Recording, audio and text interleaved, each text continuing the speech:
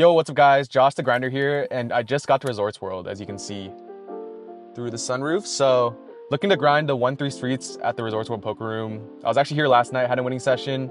I was here the night before, had a winning session, and was at the Win the night before that and had a winning session. So that's 3 winning sessions in a row, looking to make that a 4th tonight. And I feel like the big focus for me today is just to make the right choices right off the bat. So I feel like last night, I overplayed pocket tens and then was down almost $200. And every single session recently, I felt like I've been down $100 or $200 before climbing out of the hole. I mean, at the Win, I was down almost a buy-in and I was able to crawl out of that hole. So just looking to make the right decisions right off the bat. So on top of that, I'll probably play for a few hours. I think my coach Aero Poker is gonna be at the Win Poker Room, so I might meet up with him later and then grind at the Win for a second session of the night, just because it's Saturday night right now. But we'll just see how I'm playing and then play it by ear. But with that, we're also gonna just stick to the motto of this Grinder's Quest, which is play right, play tight, and play in position. So in this session, we're short-handed, and I looked down at King 6 suited under the gun, and since this session hasn't really been going my way, I go ahead and open $15, which is honestly a bit too wide, and the cutoff and small blind both make the call. The flop comes 4-2 queen with the heart draw on board, and everyone checks. The turn is now an ace of hearts, and everyone checks through. With the river being a 10 of diamonds and the small blind checking again, I go ahead and try to steal the pot and bet $45, and the cutoff makes the call while the small blind folds. Obviously, I'm not good here since I'm sitting with king high, and the cutoff shows king queen for second pair. So now I'm just caught with my hand in the cookie jar, caught bluffing, trying to steal the pot. All right, so in this next hand, I look down at queen 10 suited in the big blind. When there's 2 limpers ahead of me, one in under the gun and the other in the small blind, I bump it up to $17. Only the small blind calls. The flop comes 6 jack king with the heart draw on board, so we flop an open ender, which is actually a pretty good flop for us. So when the small blind checks over to us, we continuation bet for $20. The small blind makes the call. The turn is now the 3 of hearts, so the heart draw gets there. So when the small blind checks once again, I should probably be slowing down, but for whatever reason, I couldn't really find the brake pedal. So I continue and fire another barrel for $35, and the small blind makes the call yet again. The river is now the 8 of clubs, which means we're sitting there with queen high. So when the small blind checks over to us one more time, I go ahead and fire a third barrel for $85, making it quite sizable. And the small blind calls quite quickly, showing 6-8 offsuit for the river 2 pair. One mistake I made, aside from trying to bluff 2 times in a row pretty close to each other, was the small blind is someone that's more of like a calling station type of player. I should have acknowledged that this guy loves calling and probably thought about like, okay, what does this guy have where he's calling my flop in turn bet, since every draw pretty much gets there, especially with the heart draw, and then he probably most likely has at least a pair. If anything, if I wanted to make the bluff here on the river, I should have sized up to maybe $120 to $150. But yeah, I mean, just in general, I feel like table image is really important. The times I have gotten away with bluffs is when I have a big stack and every showdown I'm usually showing down good cards. And then the times bluffing doesn't work is when, I've shown down a few bluffs that don't get through. So we lose this one, and I learned a lesson not to bluff a loose calling station type of player. So in this next hand, I look down at pocket kings in the small blind. So when under the gun and hijack both limp to me, I go ahead and bump it up to $16. The big blind gets out of the way, and both of the limpers call. The flop comes 3-8-5 with 2 spades, so we have an overpair, and the board is a bit connected. I would say it favors the caller's range more than my range as a preflop aggressor, but I continuation bet for $20, and only the hijack comes along. The turn comes a 9 of spades, and it goes check, check, and the river comes an ace of clubs. So when I check once more, the hijack bets $50, and I go ahead and make the call. I get shown the bad news as the hijack has ace-3 offsuit for the river 2 pair, and I lose this one. In hindsight, I don't like my turn check just because I was scared of the flush draw, but I still need to throw a bet out there to see where I'm at, since any flush draw that got there probably would have raised me. And unless they had a flush draw or like pocket nines, 8-9 suited or 6-7 suited, this card shouldn't change too much. And if they had one single spade, I should be charging the maximum.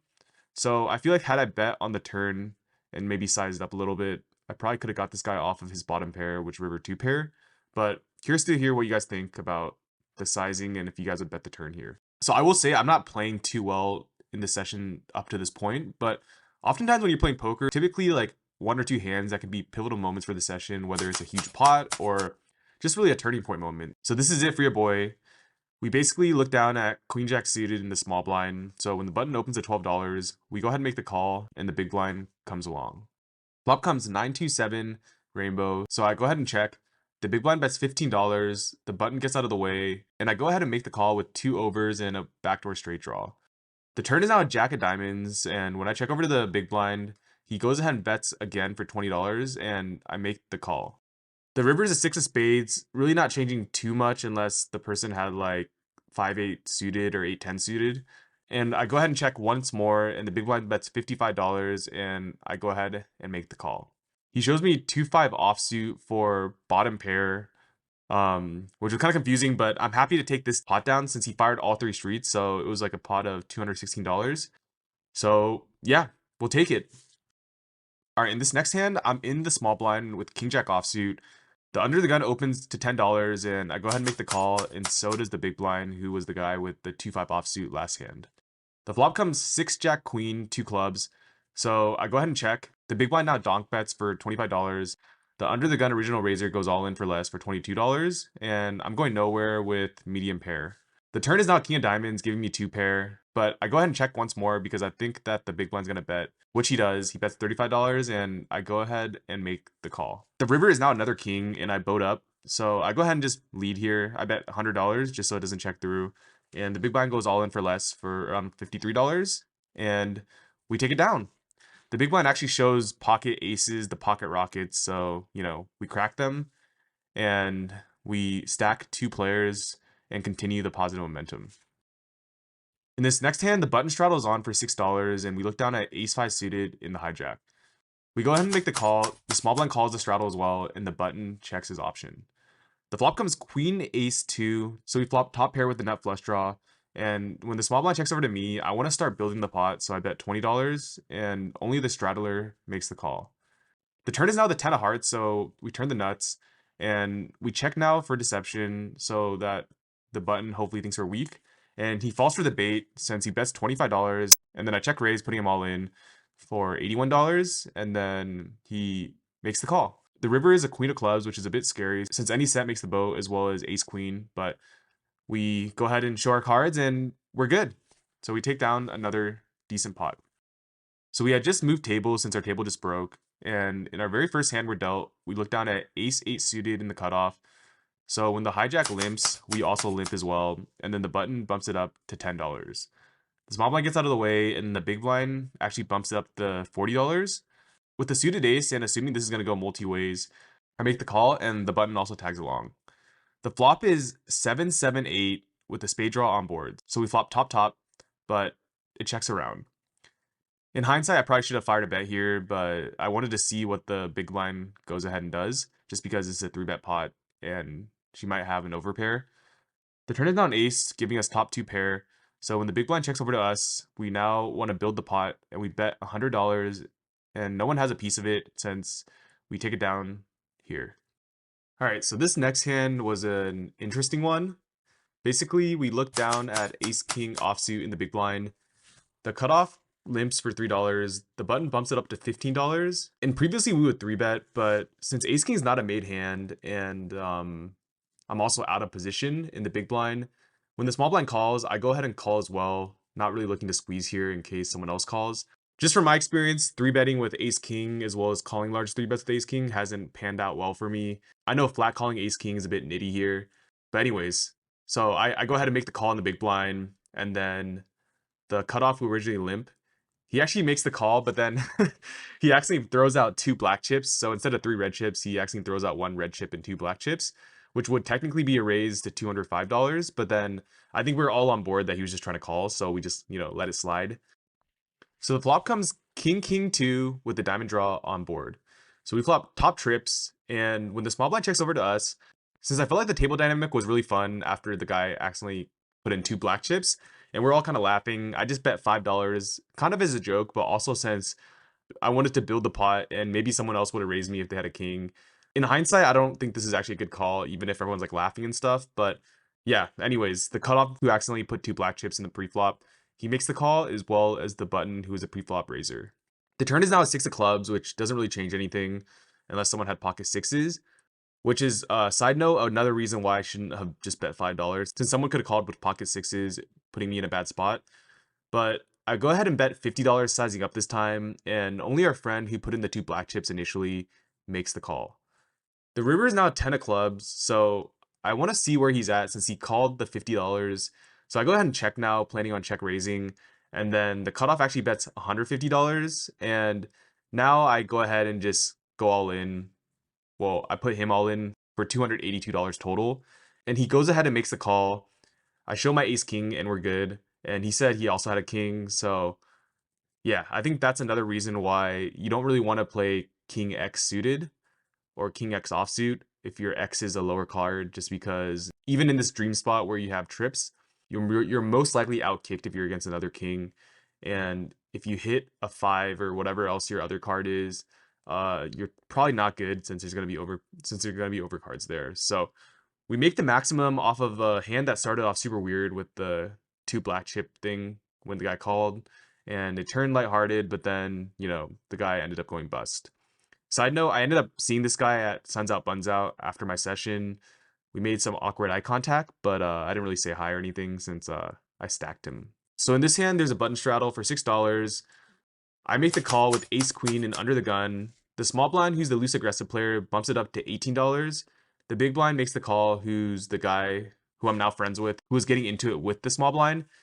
So they kind of had a little like rivalry going on. I go ahead and make the call, and so does the button straddle. The flop comes 7 queen ace, so we flop top 2, but there's a diamond draw on board. The loose aggressive small blind continuation bets for $15. The big blind gets out of the way, and we're not trying to slow play anything given that it's so multi-way. We bump it up to $65. The button folds, and only the small blind, who's the original raiser, makes the call. The turn is now the queen of clubs, and then the small blind now donk bets again for $40. One note is I think this guy was one of those guys who tries to read the players. I mean, I feel like any loose aggressive type is typically playing the player, not the cards. So perhaps he put me on a flush draw and wanted to charge me, or he had a naked queen. But I go ahead and make the call here. The reason I don't raise is because I don't really want to scare him off in case he does have a queen. Since we already boated up, we effectively had the nuts. So I feel like just slow playing when you're pretty nutted up isn't a bad move, planning on getting more money in on the river. When the river is a 10 of diamonds, completing the flush draw, the small blind bets again for $115, and we're both pretty deep. I was thinking through my sizing in terms of what I wanted to raise to, but I ultimately elected for $500. Not sure if that's just because that's how many black chips I had. Perhaps this sizing was too big, but this puts him deep into the tank.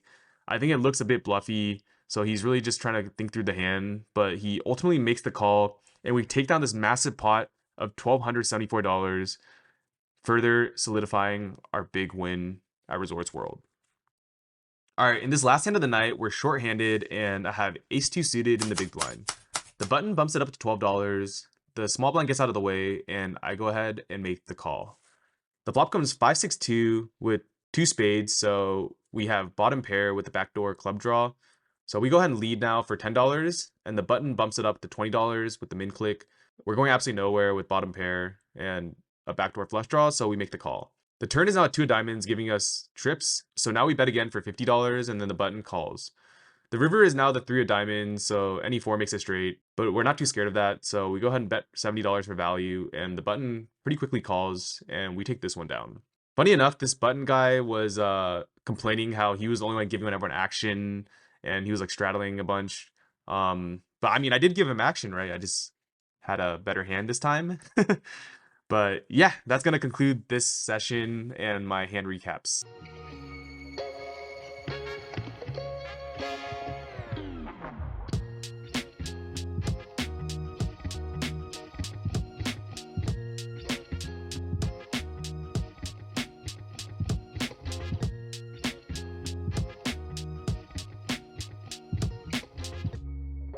All right, just wrapped up my session at Resorts World. As you can see, 7:11 a.m. Should go get a Slurpee. All right, it's kind of cringe. It's late or early or whatever, but yeah, crazy session. So ironically, I was saying I didn't want to get in the hole in the beginning, and then I ended up getting into a massive hole. I was in for 1K, just kept reloading. Basically, the first hand I sat down, you guys saw, ran ace king into aces, right? Well, I didn't run into it, but I got 3-bet, called, missed the flop. Fortunately, I missed the flop, so I didn't get stacked if I hit an ace or king. And then, yeah, I was just like running bad, playing worse, trying to bluff, it wasn't working. But then there was a turning point in the session, which was ironic because it was when my Coach Arrow, check out his channel, he basically was texting me like, you know, just leave because you're having one of those sessions where I was like already down like $600 something.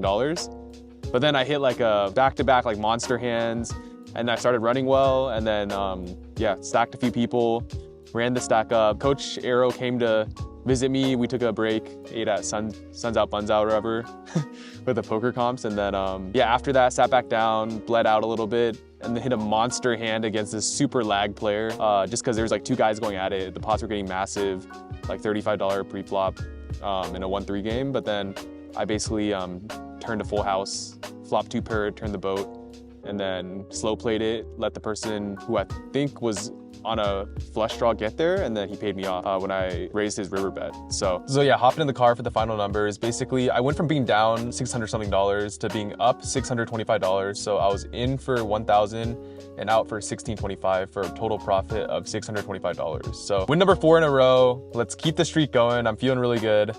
It's always nice just to end the session on a win, of course, even if we're not the win. All right, bad joke. But yeah, just looking to continue the momentum. Obviously, I got to figure out how to plug my leak of going down early in each session, but if I'm able to plug that leak, I think we can, you know, become a profit grinder. So, but yeah, that's gonna do it for this vlog, and I'll see you guys in the next one.